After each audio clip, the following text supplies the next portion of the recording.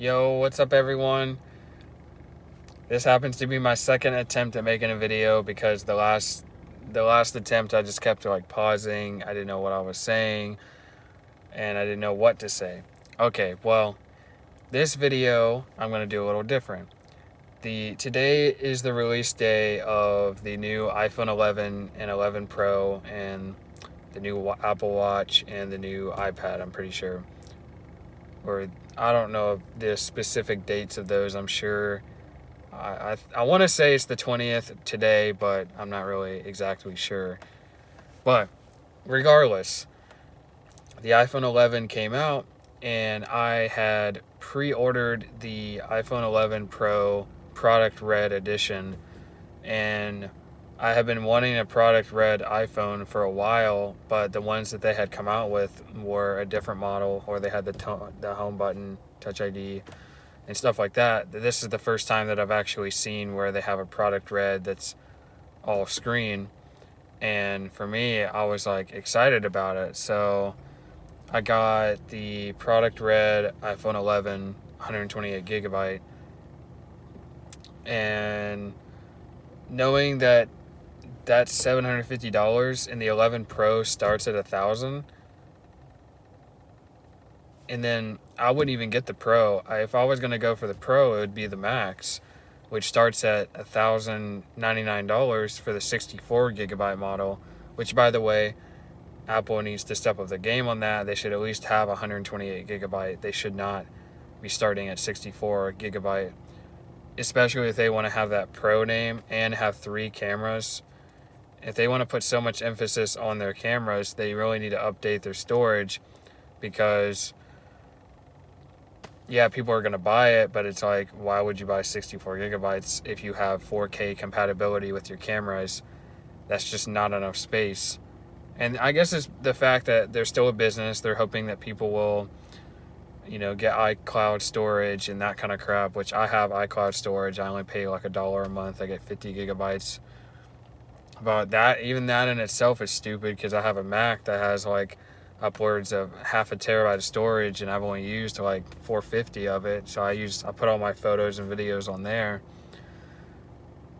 But either way, there's a lot of stuff that I find like, is that really pro, or is that just Apple trying to be pro? Because to be pro to me is first off, you need to update to the new standard of charging, which is USB Type C.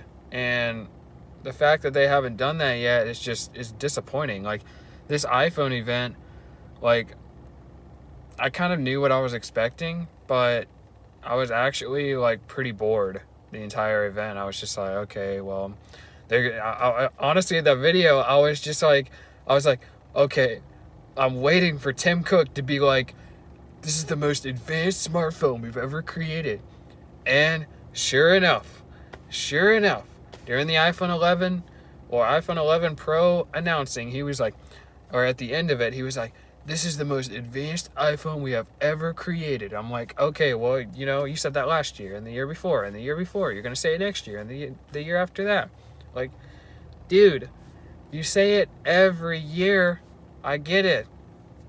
Like, ugh. It's the same sentence over and over. And next year, I bet when they come out with their new phone, they'll be like, and there's one more thing. And they're like, oh, we don't use those words lightly. Okay, well, why do you say it every few years? Steve Jobs barely ever said it. But anyway, enough of that rant. There's a lot of things to me that if Apple wants it to become pro, they should have stepped up their game with storage, USB Type-C, and they really should have had a bilateral charging, where if you want to put your AirPods or your Apple Watch on the back of your phone, it should be able to charge, which there was a rumor that the hardware is in the phone, but they scrapped it at last minute because Apple, maybe, I don't know, they didn't like the way that it was functioning, or the power of it, something like that. Basically, they scrapped it last minute, and I'm just like, okay, well, it was possibly gonna, the rumors were like, oh, it's gonna be there, but now, no, it's not. So, the big focus of this year happens to be the camera system. Like, ugh. And it looks like an oven stove top. And then you got all these memes flying around on Instagram and iFunny, and it's just like, every year that an iPhone comes out, I have always been the first one. I've always jumped on pre-order and pre-ordered the most premium model with just the right amount of storage for me. And this year, the pre-order was last Friday on the 13th, and Friday the 13th, and I didn't pre-order it. I skipped it, and I waited until Sunday to pre-order because I had so much time going back and forth between, should I upgrade, or should I should I upgrade to the iPhone 11, or should I upgrade to the iPhone 11 Pro Max, or the 11 Pro. My biggest thing was the reason why I upgraded the 11 because of the 11, besides the 11 Pro, is because they're almost exactly the same phones, except they have okay, so they both have the new A13 Bionic chip. They both have the same exact specs on the front camera, 4K 60 frames per second, slow-mo videos, or this is the last time you're ever going to hear me say this, slow-fies. Or, and then they both have night mode, and they both have night mode on photos. They both have the ultra-wide camera. They both have pretty much, there are only a few things that really distinguish these two phones, and really to me, it's not worth paying an extra $400 to $500 worth. So those few differences don't really matter to me.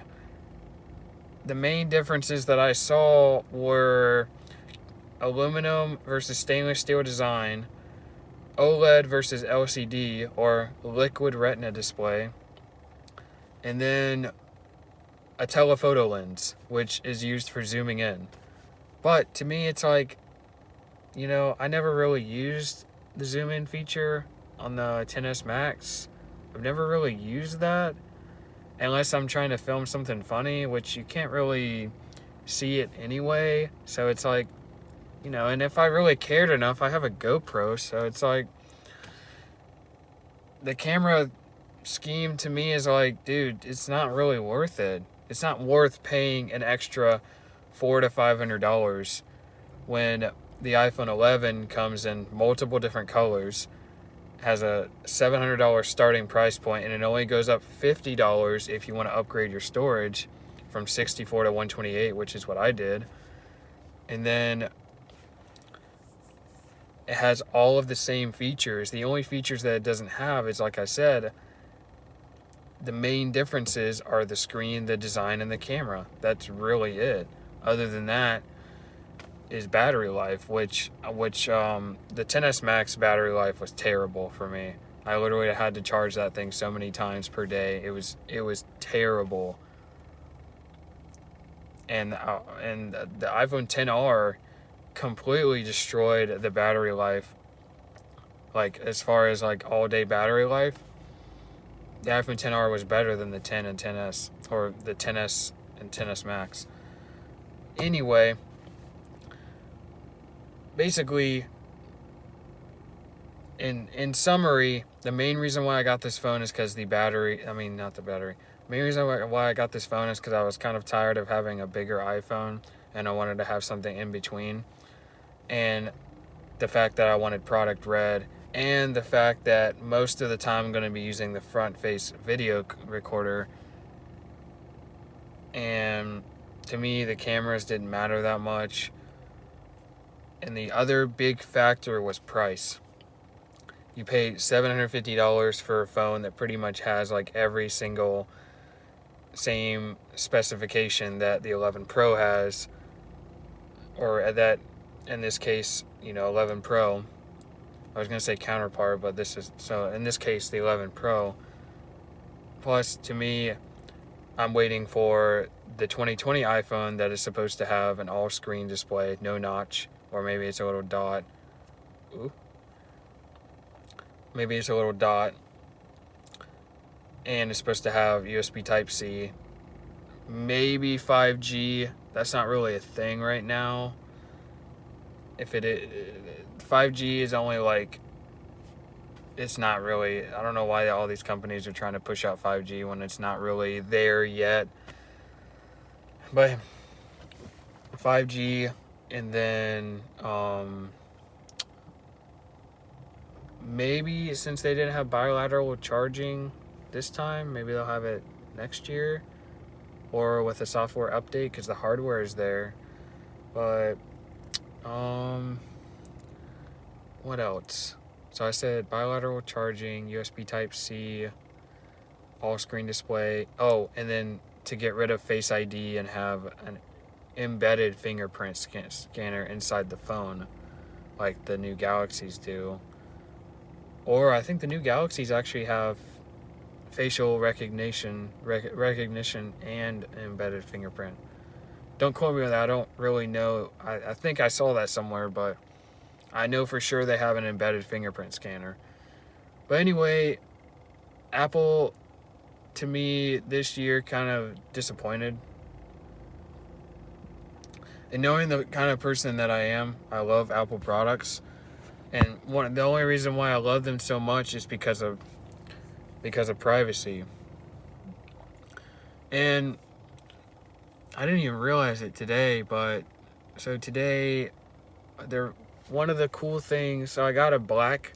Last year I had previously I had a white iPhone case. Previously I had a white iPhone case, like the one by Apple. I had that white Apple case for the XS Max, and then this year I got the black one. The black one looks better with the red model. But anyway, I'm gonna let you guys go. I'm gonna go because I'm getting tired of. I've already had to spend a lot of money on this phone because I got a case and the privacy screen protector, which happened to be around $100. So anyway, I'm gonna hop off and I'll see you guys in the next video. Peace out.